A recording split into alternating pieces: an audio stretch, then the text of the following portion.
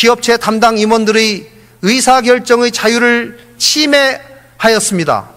이는 형법 제123조의 직권남용 권리행사 방해죄와 형법 제324조의 강요죄에 해당하는 행위라 할 것입니다.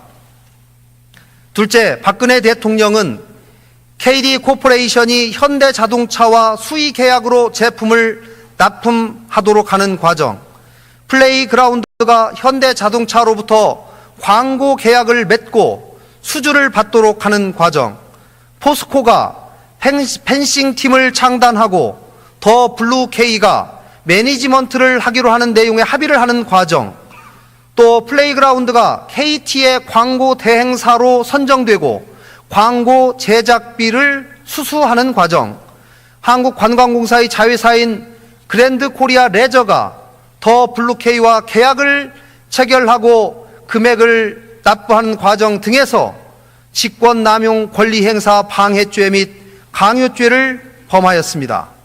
셋째, 박근혜 대통령은 2013년 1월경부터 2016년 4월경까지 정호성에 지시하여 총 47회에 걸쳐 공무상 비밀 내용을 담고 있는 문건 47건을 최순실에게 이메일 또는 인편 등으로 전달하였고, 이러한 행위는 형법 제127조의 공무상 비밀 누설죄를 범한 것입니다. 이상으로 박근혜 대통령의 구체적인 헌법 위반의 점과 법률 위반의 행위에 대해서 살펴보았습니다. 한편 헌법재판소의 결정례에 따르면 대통령에 대한 파면 결정이 정당화되기 위해서는 파면 결정을 통하여 헌법을 수호하고 손상된 헌법 질서를 다시 회복하는 것이 요청될 정도로 대통령의 법 위반 행위가 헌법 수호의 관점에서 중대한 의미를 가져야 한다고 하고 있습니다. 또 대통령에게 부여한 국민의 신임을 임기 중 다시 박탈해야 할 정도로 대통령이 법 위반 행위를 통하여 국민의 신임을 저버린 경우여야만 한다고 하고 있습니다. 과연 위에서 말씀드린 박 대통령의 위반 행위가 여기에 해당되는지의 여부를 말씀드리겠습니다.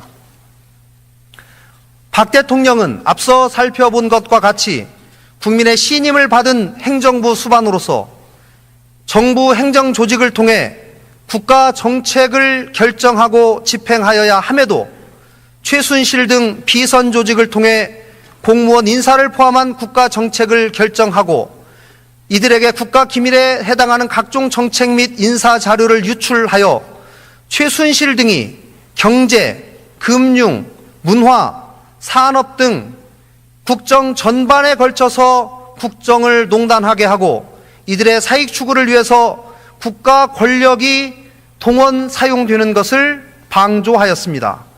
그 결과 최순실 등이 고위 공무원들의 임면에 관여하였으며 이들에게 불리한 언론 보도를 통제하고 이에 응하지 않는 언론인을 사퇴하게 하는 등 자유민주 국가에서 허용될 수 없는 불법 행위를 가하였습니다. 박 대통령의 이러한 행위는 자유민주적 기본 질서를 위협하고 국민 주권주의, 대의 민주주의, 법치 국가의 원리, 직업 공무원제 및 언론의 자유를 침해하여 우리 헌법의 기본 원칙에 대한 적극적인 위반 행위에 해당합니다. 따라서 박 대통령의 파면이 필요할 정도로 헌법 수호의 관점에서 중대한 법 위반에 해당한다고 할 것입니다. 나아가 박 대통령은 최순실, 안종범과 공모하여 사기업들로 하여금 강제로 금품 지급 또는 계약 체결 등을 하거나 특정 임원의 채용 또는 퇴진을 강요하고 사기업으로부터 부정한 청탁을 받고 최순실 등을 위해 금품을 공여하거나 이를 약속하게 하는 부정부패 행위를 하였습니다. 박 대통령의 이러한 행위는 헌법상 권한과 지위를 남용하고 국가 조직을 이용하여 국민의 기본권을 침해하고 부정부패 행위를 한 것으로서 국가와 국민의 이익을 명백하게 해하는 행위에 해당합니다. 따라서 대통령의 직을 유지하는 것이 더 이상 헌법 수호의 관점에서 용납될 수 없거나 대통령이 국민의 신임을 배신하여 국정을 담당할 자격을 상실한 정도에 이른 것이라고 할 것입니다. 최순실 등의 국정농단과 비리, 그리고 공권력을 이용하거나 공권력을 배경으로 한 사익의 추구는 그 끝을 알 수 없을 정도로 광범위하고 심각합니다. 국민들은 이러한 비리가 단순히 측근에 해당하는 인물이 아니라 박 대통령 본인에 의해서 저질러졌다는 점에서 분노와 허탈감을 금치 못하고 있습니다. 더욱이 박 대통령은 검찰 수사에 응하겠다고 공개적으로 국민들에게 약속하였다가 검찰이 자신을 최순실 등과 공범으로 판단한 수사 결과를 발표하자 청와대 대변인을 통하여 검찰의 기소는 객관적인 증거는 무시한 채 상상과 추측을 거듭해서 지은 사상 누각일 뿐이다 라고 말하면서 검찰 수사에 불응하였습니다. 국정의 최종 책임자인 대통령이 국가기관인 검찰의 준사법적 판단을 이렇게 무시하는 것은 그 자체가 국법 질서를 깨는 일일 뿐만 아니라 공개적인 대국민 약속을 상황이 자신에게 불리해졌다고 해서 불과 며칠 만에 어기고 결과적으로 거짓말로 만들어버렸습니다. 이것은 국민들이 신임을 유지할 최소한의 신뢰도 깨어버린 것에 해당합니다. 최근 박근혜 대통령에 대한 지지율은 4%대에 불과하며 전국에서 200만 명이 넘는 국민들이 촛불 집회와 시위를 통해 대통령의 즉각 퇴진과 탄핵을 요구하고 있습니다. 박근혜 대통령의 탄핵 소추와 공직으로부터의 파면은 대통령의 직무 수행의 단절로 인한 국가적 손실과 국정 공백을 훨씬 상회하는 손상된 근본적 헌법 질서의 회복을 위한 것입니다. 이미 박근혜 대통령은 국민들의 신임을 잃어 정상적인 국가 운영이 불가능하며 주요 국가 정책에 대하여 국민의 동의와 지지를 구하기 어려운 상황입니다. 박 대통령에 대한 탄핵 소추와 파면은 국론의 분열을 가져오는 것이 아니라 오히려 국론의 통일에 기여할 것입니다. 이 탄핵 소추로서 우리는 대한민국 국민들이 이 나라의 주인이며 대통령이라 할지라도 국민의 의사와 신임을 배반하는 권한 행사는 결코 용납되지 않는다는 준엄한 헌법 원칙을 재확인하게 될 것입니다.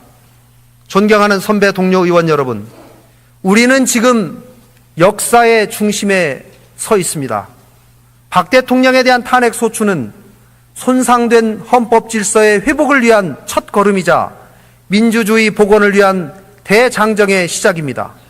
국회는 탄핵을 통해 상처받은 국민의 자존심을 치유해내야 합니다. 국민들의 엄중한 명령에 따른 탄핵 결정은 헌정의 중단이 아니라 헌법적 절차를 준수하는 헌정의 지속입니다. 또 이 땅의 민주주의가 엄연하게 살아 숨쉰다는 것을 보여주는 산 증거가 될 것입니다. 존경하는 선배 동료 의원 여러분, 지금 국회 앞에서 외치고 있는 국민들의 함성이 들리십니까? 우리는 오늘 탄핵 가결을 통해 부정과 낡은 체제를 극복해내고 새로운 대한민국을 만들어내야 합니다. 이미 위대하신 국민들께서 이 길을 열어주셨습니다. 오늘 표결을 함에 있어서 사사로운 인연이 아니라 오직 헌법과 양심, 역사와 정의라는 기준으로만 판단하셔서 부디 원한대로 가결하여 주실 것을 간곡하게 호소드립니다. 우리는 역사 앞에서 우리의 후손 앞에서 떳떳해야 합니다. 의원님들께서 현명한 선택을 해 주실 것으로 믿습니다. 감사합니다.